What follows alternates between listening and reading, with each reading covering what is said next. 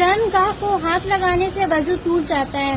مرد ہو یا عورت، اگر کپڑے کے بغیر شرمگاہ کو ہاتھ لگایا جائے تو وضو ٹوٹ جائے گا۔ ماں اگر بچے کا استنجا کرواتے وقت اگر ان کی شرمگاہ کو ہاتھ لگائے تو ماں کا وضو بھی ٹوٹ جائے گا۔ خاوند اور بیوی اگر ایک دوسرے کے شرمگاہ کو ہاتھ لگائے کپڑے کے بغیر تو بھی وضو ٹوٹ جائے گا۔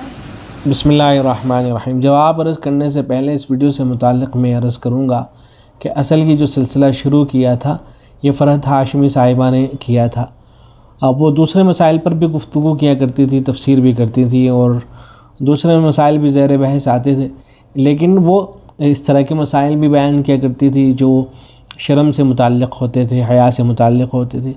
اور لوگوں کا ذہن اس طرح کا ہے سوشل میڈیا پر کہ جو شرم و حیا سے متعلق مسائل ہوتے ہیں تو انہی کو زیادہ سماعت کرتے ہیں۔ ان کو اس سے کوئی دلچسپی نہیں ہوتی ہے کہ کیا بیان کیا جا رہا ہے، ان کو اس سے دلچسپی ہوتی ہے کہ ایک عورت اس طرح کے مسائل بیان کر رہی ہے۔ تو یہی وجہ ہے کہ ہم یہ دیکھا کرتے تھے کہ ان کی ویڈیو کو ملین لوگ دیکھ لیا کرتے تھے، اس طرح کی ویڈیو کو جس میں وہ اس طرح کا کوئی مسئلہ بیان کر رہی ہوتی تھی۔ تو میں نے ان کو جانب توجہ دلائی تھی کہ آپ یہ سب مت کیا کریں، اس کا نقصان ہوتا ہے۔ تو وہ ناراض ہو گئے، انہوں نے چینل پہ اسٹرائک وغیرہ دے دی تھی۔ تو یہ سب وہاں سے شروع ہوا تھا۔ غیر مقلد علماء سے بھی گزارش کی گئی تھی کہ آپ یہ ان کو کہیں کہ اس طرح کے مسائل پر گفتگو نہ کیا کریں، اور گفتگو کرنی ہے خواتین کے درمیان میں کر لیا کریں۔ اس طرح کے مسائل کو اپلوڈ کرنے سے کیا فائدہ ہے سوائے اس کے کہ اس سے لوگ جو ہے مذاق بناتے ہیں، مذاق ہی بنتا ہے اور تو کوئی فائدہ ہوتا نہیں ہے۔ اب کیا ہوا کہ ان کے بعد بہت سارے مستورات اسی طرح کی آ گئیں، تو اب وہ یہی کرتی ہیں کہ اس طرح کے جو مسائل ہوتی ہیں جو شرم و حیا سے متعلق ہوتے ہیں، تو چونکہ لوگ ان کو بہت زیادہ دیکھتے ہیں تو اسی طرح کے مسائل اپلوڈ کیے جاتے ہیں۔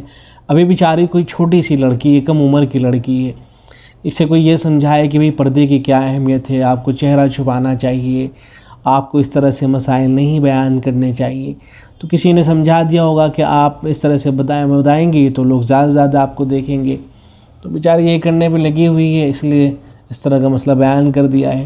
تو یہ جو ہے بہت خطرناک چیز ہے، اور جو مستورات ہیں ان کو چاہیے کہ ہرگز ایک تو ان کو سوشل میڈیا پر آنے کی ضرورت نہیں ہے، اس لیے کہ علماء کرام موجود ہیں، ان کو مسائل وغیرہ بیان کرنے ہی ہیں تو مستورات کے درمیان میں بیان کر لیا کریں، الگ سے اپنی مجلس جمانے کی ضرورت ہی کیا ہے۔ تو یہ بہت ہی فتنہ بنتا جا رہا ہے، اللہ کرے کہ اس طرح کے جو لوگ ہیں ان کی بات سمجھ میں آئے۔ رہا یہ مسئلہ کہ کیا شرمگاہ کو چھونے سے وضو ٹوٹ جائے گا یا نہیں، تو سب جانتے ہیں یہ بڑا ہی اس طرح کا مسئلہ ہے کہ بڑی بحث ہوتی ہے اس پر درسگاہوں کے اندر، اور یہ ایک اختلافی مسئلہ ہے۔ بعض اہل علم اور ائمہ کے درمیان میں وضو ٹوٹ جاتا ہے، اور بعض روایتوں سے وہ استدلال بھی کرتے ہیں۔ غالباً یہ لڑکی جو ہے وہ غیر مقلدہ ہوگی، ان کے یہاں یہی ہے کہ اگر کوئی آدمی شرمگاہ کو چھو لے تو اس کا وضو ٹوٹ جائے گا۔ پھر آگے بڑھ کے وہ یہ بھی کہہ دیتے ہیں کہ ماں اگر بچے کو دھوئے گی تو چونکہ شرمگاہ کو ہاتھ لگے گا تو اس کا بھی وضو ٹوٹے گا۔ تو یہ ساری باتیں ان کے یہاں ہیں، غیر مقلدین کے یہاں۔ ہمارے یہاں مسئلہ یہ ہے کہ محض شرمگاہ کو چھونے سے، چاہے میاں بیوی ایک دوسرے کی شرمگاہ کو ٹچ کریں یا یہ کہ ماں بچے کی شرمگاہ کو چھوئے، تو اس سے وضو نہیں ٹوٹتا ہے، اس سے کوئی وضو نہیں ٹوٹے گا۔